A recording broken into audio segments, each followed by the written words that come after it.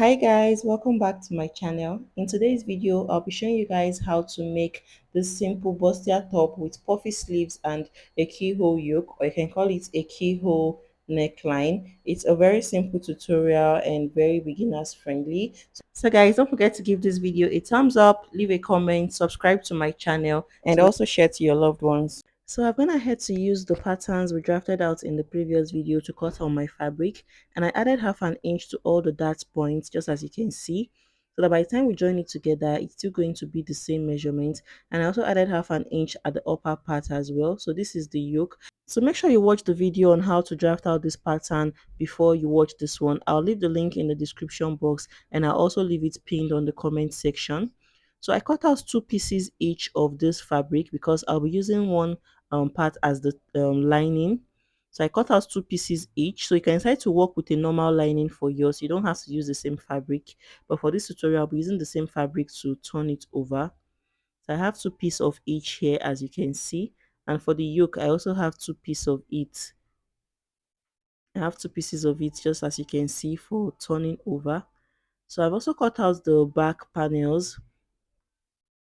So this is what the back panel look like. And I also have two pieces of each for turning over, just like I did for the front panel. I have two pieces of the yoke and two pieces of the bodies, as you can see. So I added half an inch to the lower part also because of the joining allowance. This is what we have. So guys, I'll just set the back panels aside now while we work on the front panels. So we'll be starting with the lower part of the front panel. So like I said earlier, I have two pieces each. So I'm just going to go ahead and separate the ones I'll be using as the lining. So I'll just separate them and then I'll set it aside. So whatever I'm doing to this main fabric, I'll also be doing to the lining piece. So if you want your fabric to be more firm, you can go ahead to iron air stay on each of the pieces. But for this tutorial, I won't be doing that. So before we join them together, I've cut out breast pad that I'll be using to pad the bust area. So I'll go ahead to place the breast pad on the fabric this way, making sure the part that has the gum is facing the wrong side of my fabric. So I'll place it this way, and then I'll use my iron to just join it together. I'll iron it to it till they stick together. So you can see that I stopped my breast pad at the under bust area, as you can see. So when I'm done attaching the stay, I'm going to show you guys what it looks like. So guys, after I was done ironing the stay on it, this is what it looks like. So I also trimmed out the excess I had beside it. So this is what it looks like. Next thing now is to join these pieces together. So I'm going to go ahead and place it this way, right sides facing each other. And then I'll merge it this way and then use my pins to secure. So guys, I want to talk about the importance of using your pins to secure this first before sewing. So when you use your pins to secure it first, it's going to ensure that you don't have any excess, like you don't have one fabric longer than the other after you sew it. So I would really advise you use your pins first to secure it. With that, you're going to even know if there's going to be any mistake or anything, or if one fabric is going to be longer than the other before you sew. So with that, you can always adjust and readjust till you get the perfect thing that you want. So after joining with my pins, I'll take it to my sewing machine now and stitch it using the half an inch that we added to the fabric while cutting. So guys, let me open this up for you guys to see. You see that the two fabrics are equal. So I don't have any one longer than the other. This is because I have used my pins first to hold it. So I'll repeat the same thing for the other side. Remember to secure first with your pins before you sew it. Just take your time to do this and you're going to have a perfect bustier. So you can see that the length is also equal. I don't have any one longer than the other. So I'll also stitch it down using my half an inch. And then when I'm done doing that, I'm going to open it up this way and iron it on my tailor's arm just to have a neat finish on the bustier. I'll iron it up. So I also take the lining pieces and join it together. So you can decide to iron gum stay or stay on the lining pieces for it to be more firm. So I'll just go ahead and join it together using the 1/2 inch, and I'll join the other side as well. I'll join it to the other side as well. So when I'm done doing that, I'll show you guys what it looks like. So after joining the three pieces together, this is what it looks like. So you can see the bustier coming out really beautiful because of the breast part that we attached to it. So these are the lining pieces as well. I went ahead to join it just like I did for the other fabric. So I'll be using this now to turn it over. So guys, before we do that, I'm going to work on the yoke first. So I have the yoke cut out already. I have two pieces of the fabric because I'll be turning it over with the same fabric. So what I'm going to do now is that I'm going to place the two fabrics right sides facing each other, and then I'll stitch it on the neckline using 1/2 inch, and I'll also stitch it on the lower part using 1/2 inch. So when I'm done doing that, I will turn it over from the armhole point. Since I'm still going to be having sleeve, I'll turn it over and iron it very well. So when I'm done doing that, I'll show you guys how to use the lining to turn it over. So after turning over the neckline of the yoke and the lower parts, this is what it looks like. I also went ahead to iron it. So right now the next thing is to attach the yoke to the bodice. So I'll go ahead and fold my yoke into two this way. This is to get the center point of the yoke, and then I'll just use my chalk to just mark out the center point. So remember that we've already finished the edge of the yoke, so we cannot notch it again. So I use my chalk to mark it out, and then I'll go ahead to just place the yoke on the fabric this way. So making sure the point I marked is directly on the center point of the top. So I'll just use my ruler to make sure that the point I marked as the center of the yoke is directly on the center of the top. So after doing that, I'll use my pin to just hold it down temporarily while I attach the yoke to the upper part. So remember what after our pattern, our yoke is about 1 inch away from the dart point. So I'm just going to take 1 inch from the dart point this way, and then I'll bring my yoke to that point and use my pin to hold it down. Use my pin to just hold it down there, and then I would also hold down the other side. This is just to make it easy to join. So guys, always use your pins first before you sew. It's going to give you a better finishing for your work. So I'll do the same thing for the other side. Take 1 inch from the dart point, and then I'll use my pin to secure it.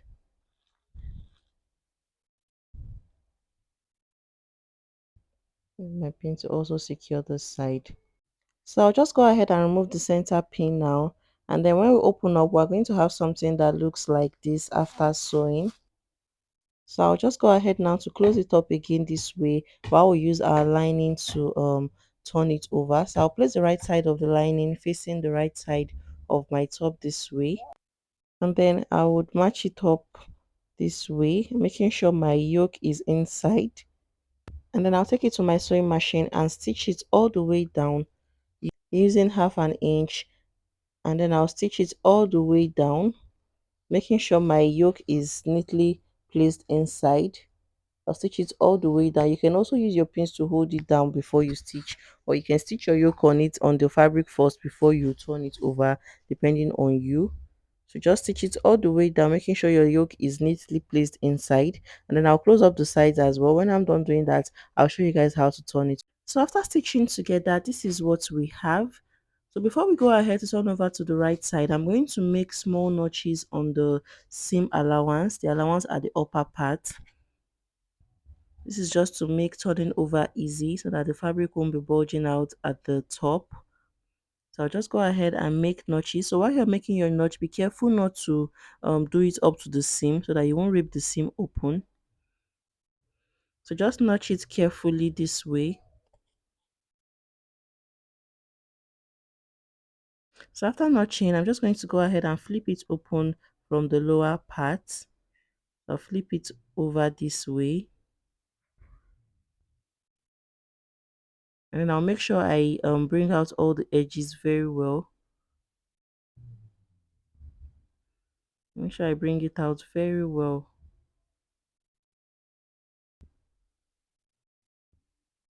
I'll just bring out the edges very well. And then after turning over, this is what it looks like. This is what we have. So you should have something that looks like this. So you should have something that looks like this as well if you follow the method. So you can see the keyhole yoke looking very beautiful already. This, so this is it, guys. So this is what the wrong side looks like. You can see how neat it is. You can also use a lining for this purpose. So guys, this is basically all for the front part of this keyhole bustier top. So this is what it looks like. We just need to iron it very well. So I'm going to set the front panel aside now while we work on the back panel. So for the back panels, I have it here already. So I have two pieces each for the upper part, the yoke, and I have two pieces for the lower part as the lining. So the first one I want to do is to turn over the neckline of the upper part. So I'm going to just stitch it all the way down, right sides facing each other, and then I'll do the same thing for the other side. I'll stitch it down. Now when I'm done doing that, I'll show you guys the next thing to do. After turning over the neckline of the back panel, this is what it looks like, the neckline of the yoke. So I'm still going to iron it out so that it come out neater. So I'll go ahead now and place it on the, so remember that we took out 1 inch for our zipper allowance while drafting the pattern. So I'm going to put my yoke from the 1 inch mark and then place it right sides facing my fabric this way. So I'll just go ahead to confirm that I still have the same 1 inch for my zipper allowance there. So make sure you have take out your zipper allowance before you attach your yoke to it. And then I'll just use my pins to secure the yoke down to my fabric. So guys, don't forget the importance of using your pins. It's going to make your work easier and make it come out neater. So I'll just use my pins to secure it this way.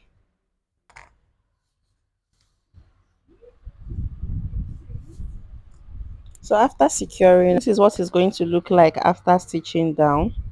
This is what it will look like. So I'll just go ahead to use my lining piece to turn it over. So I'll place it this way, right sides facing it, and then I'll place my lining piece also on it, right sides facing each other, and then I would go ahead and stitch it all the way down using my 1/2 inch seam allowance.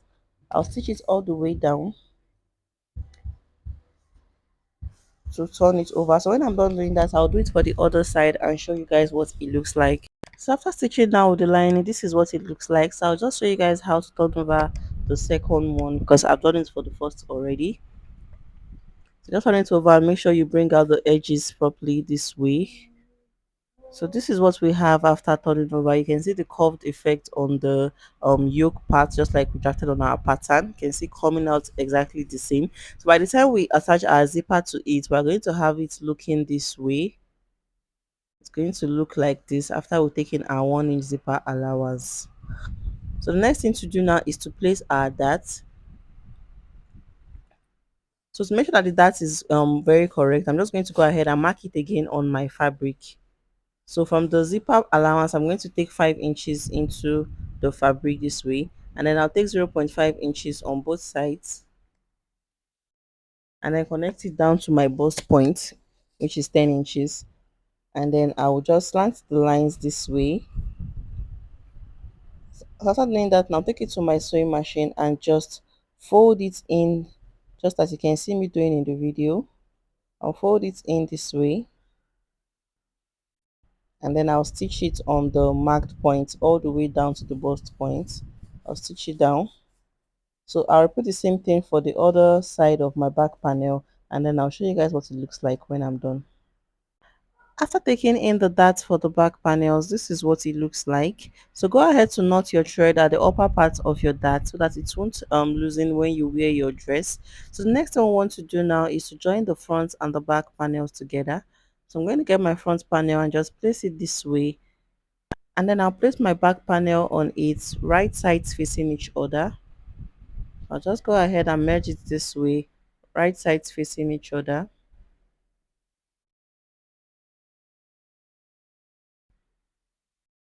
So you can still use your pins to secure this before sewing. So I'll match the shoulder points together, and then I'll take 1/2 inch to join it together. I'll stitch it down using 1/2 inch seam allowance. And then when I'm done with that, I'll go over to the sides. So depending on the seam allowance you used while drafting on your pattern, so for me I made use of 1 inch, so I'm going to use 1 inch now to join the sides together. So whatever seam allowance you use while drafting your pattern, you can use it to join the sides together. And I'll join it on the other side as well. So when I'm done doing that, I'll show you guys the next thing to do. So after joining the shoulders and the sides together, this is what it looks like. So you guys can see how beautiful it looks. This is what the back looks like, the back yoke. You can see how nice it came out. And this is what the front looks like. So guys, the next one we want to do now is to cut out our sleeve. So we'll be having the puffy sleeve for this particular top. So I'll show you guys how to do that now. So for the puffy sleeve, I have my fabric here already, and it's in a fold of 4. This is because I'll be cutting the two sleeves together. So this is my fabric wide open. I folded it in this way, and then I folded it again to make a fold of 4. So I folded it again to make a fold of 4. So how did I come about the amount of fabric I'll be working with for this puff sleeve? So the first thing is to divide your round armhole measurement by 2. So for me, I have 9 inches, and I went ahead to add extra 6 inches to it to for the puff effect, and then 1 inch for the seam allowance, making 16 inches. So on here I have 16 inches in a fold of 4. So by the time you open it up, I'll be having about 32 inches wide for each sleeve. That's 2 inches wide. So depending on how puffy you want your sleeve to be, you can add extra more than that 6 inches I added to mine, depending on you. So the first thing I'm going to do is to take out the 6 inches I added for the puff effect. So come over to the closed angle, the part that has the closed angle, and come in by 6 inches. And then I'll take my ruler and just draw down the line. I'll draw it down this way. I have 6 inches here. So by the time I measure what I have left, I have my round armhole measurement divided by 2 plus extra 1 inch for seam allowance, which is 10 inches for me. I hope you guys understand what I'm doing. So the next thing to do now is to come down by your cap's height measurement. So if you want to learn how to do that, you can just check my channel for how to draft a basic sleeve. I'll leave the link in the description box. So my cap's height is 4 inches, which is my bust measurement divided by 12 plus half an inch. And then I'll just go ahead to form a curve this way. I'll just curve it out to meet my cap's height this way. So this is basically all for the puffy sleeve. This is basically all you'll be needing for it. So the next thing to do now is to cut it out. So remember, we're cutting the two sleeves together. That is why we folded our fabric into 4. So after cutting out, I'm just going to open it up for you guys to see. So the length of the sleeve I'm working with is 10 inches, and I added extra 2 inches for the elastic casing at the base. By the time I fold in the base, I'm going to be left with about 10 inches for the length of my sleeve. So after opening up, this is what we have. This is what you should have as well. So you can see that we have 2 pieces of the sleeve. We have 2 pieces of it. So the next thing to do now is to measure the round armhole of the top, just to be sure of what we have there. So I'm going to go ahead and measure what I have here. So I have about 19 inches here. So what I'm going to do now is that I'm going to gather the upper part of my sleeve to 19 inches. So I'll just take out the 1 inch for joining the sleeve at the edge, and then from that 1 inch mark I'll gather it all the way around, all the way down to the other side, and take another 1 inch off. So that 1 inch is going to be the joining allowance of the sleeve. So just reduce the tension of your machine and stitch it all the way down, then pull up the thread to be able to get your 19 inches. So after I'm done gathering the upper part of my sleeve, I'm going to fold in the base twice by half an inch. This is going to be for my elastic kit. So I'll repeat the same thing for the other sleeve and show you guys. So after forming the gathers at the top of my sleeve, this is what it looks like. So I have about 19 inches there for my gathers minus my seam allowance. I also went ahead to fold up the base for my elastic casing. So I finished up one of the sleeve, guys, and this is what we are trying to achieve, the puffy sleeve we are trying to achieve. So I passed in my elastic band here, so I'll just show you guys how to do it for the other sleeve. So the first thing to do is to cut out your elastic band. So to get length of elastic band you'll be needing, just take your tape rule and measure the point where your sleeve is going to stop measure around your arm, and then whatever you get there, subtract 2 inches from it and cut it out on your elastic. I just pass my elastic band through it now using my safety pin, pass it all the way down to the other opening, and then I'll take it to my machine now and stitch it on the two sides. I'll stitch it down on this side first, stitch it down there, and then I'll stitch it down on the other side as well. Stitch down on the other side. So when I'm done doing that, I'm going to go ahead and turn the sleeve right sides facing each other. After stitching down my elastic, I'll turn it in this way, right sides facing each other, and then using my 1 inch allowance for my sleeve, I'm going to stitch it all the way down to the armhole opening. Stitch it all the way down. So when I'm done doing that, I'll show you guys how to attach the sleeve. So the next thing we want to do now is to attach our sleeve to the top. So the point where you join the sleeve together, go ahead and match it to the point where you joined the armhole of your top together on this side. So match the points where you joined both fabrics together, and then I'll use my pin to secure it, and then I'll take it to my sewing machine now and just stitch my sleeve on it using 1/2 inch seam allowance. I'll stitch it all the way around it. So you can use your pins to secure this first before you stitch it. So I'll go ahead and just sew it all around the sleeve. So when I'm done stitching, we'll have something that looks like this, the puffy sleeve we want to achieve. So it's going to look gathered like this at the sleeve, at the sleeve point. So I'll put the same thing for the other side of the top. I'll attach my sleeve, and then I'll show you guys the finished product of the top. So guys, after attaching the sleeves to the top, this is what it looks like. You can see how beautiful the puffy sleeve came out and how easy it is to achieve. This is what the back looks like. I went ahead to close up the zipper, and at the time I'm going to finish up the blouse. So this is how the back yoke came out. You can see how beautiful it looks, and this is the front. So guys, this is what we end this video for today. So don't forget to give it a thumbs up, leave a comment, subscribe to my channel if you're yet to subscribe, share with your loved ones, and I'll see you guys in my next video. Bye.